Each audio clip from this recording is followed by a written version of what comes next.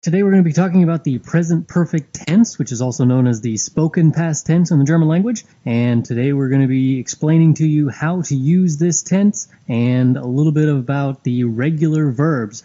This does accompany a video of German with puppets, which you can see playing over there on the left-hand side. If you want to watch that first, you can click on that. Well, let's go ahead and get started. First question on here says, explain how to make a past participle from a German infinitive. First off, we need to figure out what exactly is a past participle and how is it used. In German language, in order to say something in the past tense, you are more than likely going to be using the present perfect tense, which requires a form of either haben or sein, and then a past participle. And the past participle is a GE at the beginning of it, then the stem of the verb, and then a T at the end of it. The stem of the verb, of course, don't forget, is the thing that we had in a verb minus the EN at the end of it. So this is always GE, stem, and then T.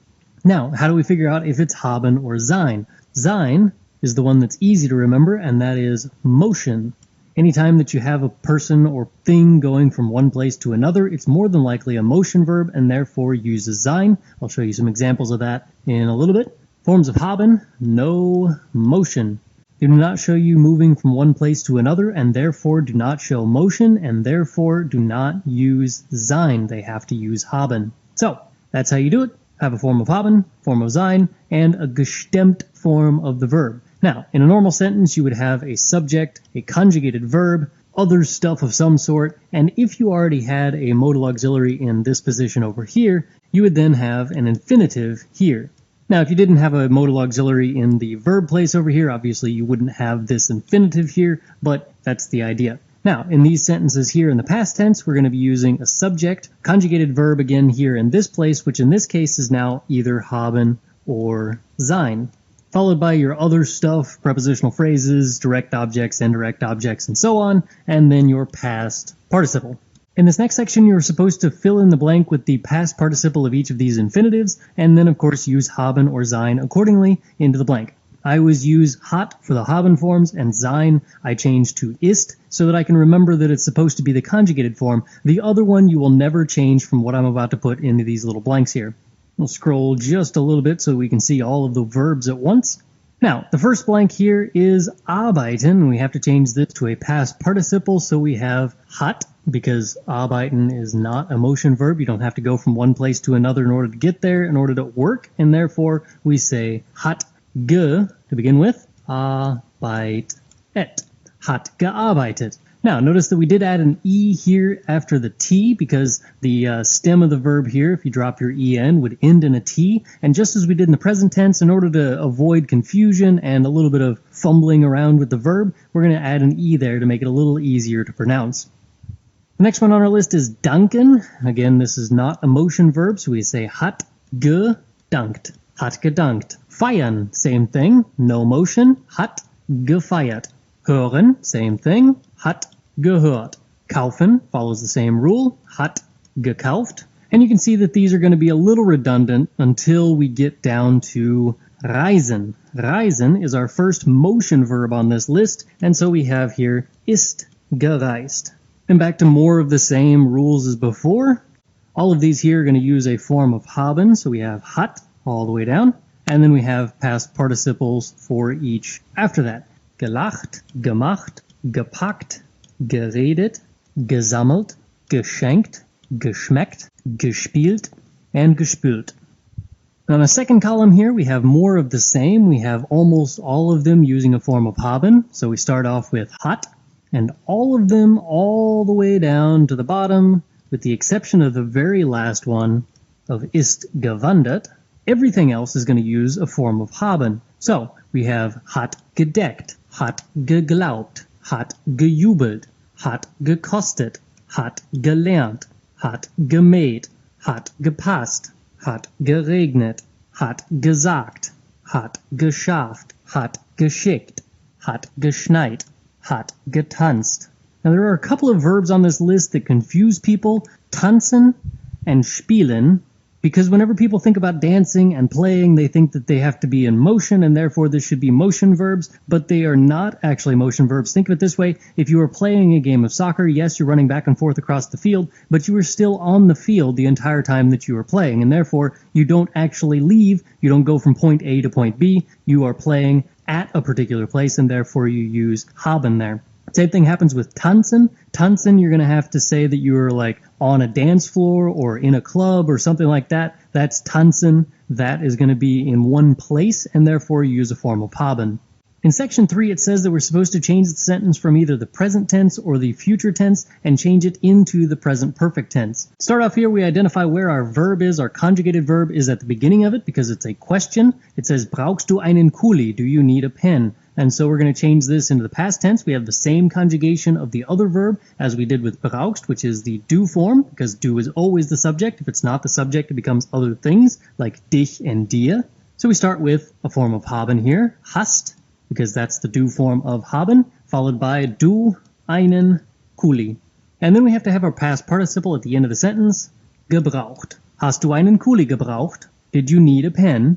Nummer 2, das Kind wird Krach machen. Here we have wird and machen. Wird is our conjugated verb. It's actually werden, which is the future tense verb. And then we have machen at the end as an infinitive. So we have to change machen into a past participle and conjugate a form of haben to go with it. So we have das Kind hat Krach gemacht. So it changes from the child will make noise to the child made noise. Nummer 3. We leave das Mädchen alone. That's our subject here in this sentence. Das Mädchen feiert ihren Geburtstag. The girl celebrates her birthday. And we change feiern from the present tense here to the past participle and put that at the end, gefeiert. And then, of course, change out feiern for a form of haben. Hat ihren Geburtstag gefeiert. Nummer 4. Der Mann dankt dem Kellner. The man thanks the waiter. Der Mann stays the same. We change out danken for a form of haben, in this case, hat. Dem Kellner stays in the sentence and stays the same. Gedankt at the end. Don't forget that danken is a dative verb, and that's why it's dem Kellner instead of having den Kellner for the direct object there. That's the object of a dative verb. Now we have to look at the end of the sentence in order to find our verb and find out whether or not the object of that verb is then dative or accusative based on whether or not it's a dative verb or if it's just taking a regular direct object. Nummer 5. Der Tisch wird 10 Euro kosten. Again, we have a form of werden here, and then we have another infinitive at the end of the sentence. So we have here kosten. We have to change kosten to the past tense and use the past participle gekostet. Everything else in the sentence stays the same, except we change out werden for a form of haben, because that's what goes with gekostet. And we have here hat, because the subject here is der Tisch. The table cost 10 euros, as opposed to the future tense, which is what the original was. Der Tisch wird 10 Euro kosten. The table will cost 10 euros. Die Chefin wird über deine Gehaltserhöhung lachen. The boss will laugh about your pay raise. Lachen, change in the past tense, is gelacht. Everything else in the sentence stays the same. Über deine Gehaltserhöhung stays in there. And then we have to change wird for a form of haben here, and that is hat. Die Frau deckt den Tisch. The woman sets the table. Okay, so we take out deckt, change it out for gedeckt, and put it at the end of the sentence. Leave den Tisch as the direct object there, and put in a form of haben, which again in this case is hat. Die Jeans werden dir nicht passen. The pants will not fit you. Notice that we have here werden. Werden is in future tense, so we look at the other verb, which is passen, and change that out for the past participle gepasst. And then we change out werden for a form of haben that goes with die Jeans, which is plural, so we have haben, and leave the other things in the sentence as they were. Die Jeans haben dir nicht gepasst. The pants did not fit you. Glaubt ihr euren Eltern nicht? Don't you believe your parents? Change out glaubt for a form of haben that goes with ihr, which is habt. Habt ihr euren Eltern nicht geglaubt? Didn't you believe your parents? Hören die Kinder mich? Do the children hear me? Past tense, did the children hear me? Haben die Kinder mich gehört? Nummer 11, ich arbeite bei Walmart. I work at Walmart. Past tense, ich habe bei Walmart gearbeitet. I worked at Walmart. Nummer 12, ich werde einen Kuchen kaufen. Ich stays the same. We have to change out werde for a form of haben or sein, but since we have the verb kaufen at the end of the sentence, we have to have here a form of haben. Ich habe einen Kuchen gekauft. Jubeln Sie oft, Frau Meier? Do you celebrate often, Mrs. Meyer? And this one confuses people because we have this comma here followed by the name of the person that we are addressing as Sie here. So we take out jubeln and change that out for a form of haben. Haben Sie oft gejubelt, Frau Meier? Did you celebrate often, Mrs. Meyer? Werden Sie mit dem Umweltminister reden, Frau Merkel? Will you talk to the environmental minister, Mrs. Merkel? So we change out werden for the form of haben or sein. Since we have the verb reden, we need form of haben, and again that is haben. Haben Sie mit dem Umweltminister geredet, Frau Merkel?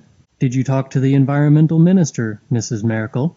Again with the form of werden here and an infinitive at the end, packen changes to gepackt, and we change out werden for a form of haben. Habt ihr euer Gepäck gepackt? One more time with the werden here, and then an infinitive mähen, which we change then to wir haben morgen den Rasen gemäht. Wir werden morgen den Rasen mähen is we will mow the lawn tomorrow. The past tense changes things a little bit more because it doesn't make any sense to say morgen. Technically I should have in there am Morgen, but I just left it out of the sentence here. Wirst and lernen. Wirst is again a form of werden, so we change that out for the do form of haben, which is hast du jetzt Deutsch gelernt? Have you learned German? In the next one it says that we're supposed to put these parts of a sentence together to make a full sentence. So we start off with a question mark at the end, which means that we have to have a question. So we have to figure out what form of haben or sein do we need at the beginning of the sentence. And since S is going to be our subject in this sentence of did it rain yesterday, we're going to change that out to hat. Followed by the subject, which in this sentence is S, then the time element, gestern, and then the past participle, geregnet. Did it rain yesterday? The next one is I traveled to Germany in the summer. This one is a statement, so we start our sentence with a subject to make things easy on ourselves, and we say Ich bin im Sommer nach Deutschland gereist. I traveled to Germany in the summer. Don't forget that it has to be Zeit, Ort, Platz, so we have time here followed by the place as opposed to having the place first. Question again for the next one, so we start off with our question word, which is was. Then we have to establish what our subject is in order to figure out which form of haben we need. Du is probably going to be our subject here, so we say was hast du zu mir gesagt? Was hast du zu mir gesagt? What did you say to me? Sounds like we're about ready to start a fight. Was hast du zu mir gesagt? Na dann komm schon. The next one is again a statement, so we start with our subject, which could probably be either the boy or the baseball cards, but since it's collecting as our verb, we're going to assume that the boy is the one collecting the baseball cards as opposed to the other way around. Der Junge hat Baseballkarten als Kind gesammelt. The boy collected baseball cards as a child. Question again for the next one, so we have to establish, is it the salesperson or it that is doing the schaffen? Schaffen is to accomplish or to manage. I would assume then it's the salesperson that is managing it. And so we have here hat, which goes with die Verkäuferin. S for our direct object, geschafft. Did the salesperson accomplish it or do it?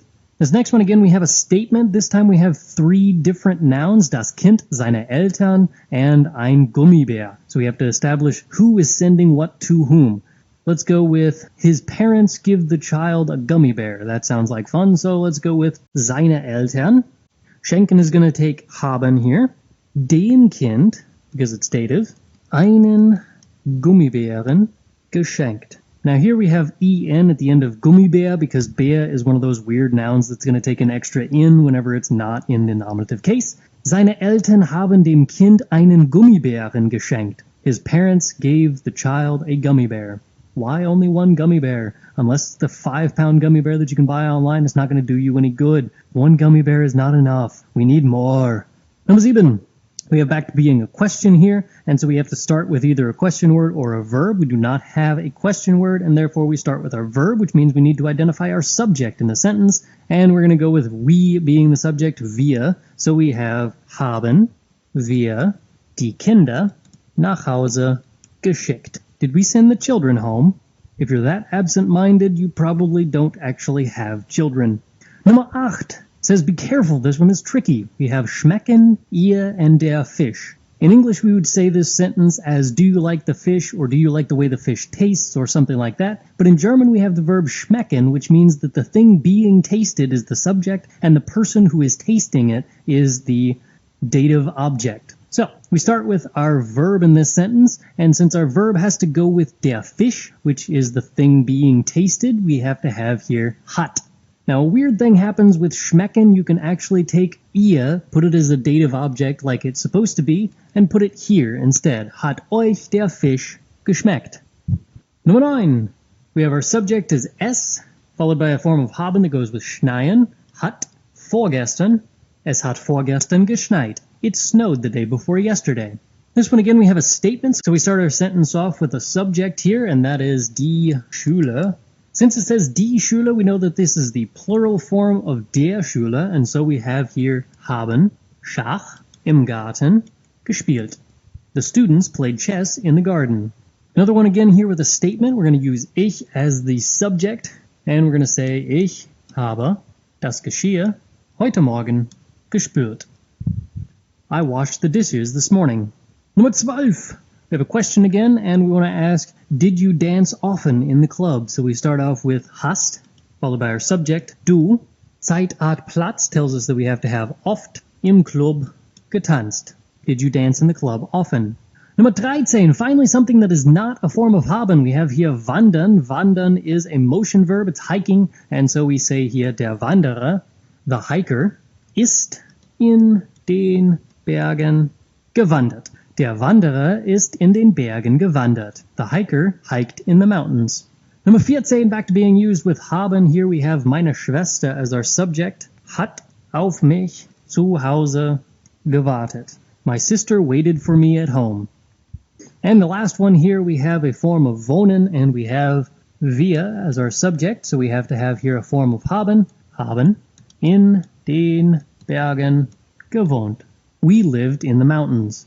That's it for today. If you want to see some of the other videos in this series, go ahead and click on some of those pictures that you see on the screen there. You can see some more German with puppets by going on to the next video in the series. You can go ahead and see more worksheet explanations by clicking on that box. And of course, if you want to just subscribe to my channel, go ahead and click on that box. Thanks for watching. Bye.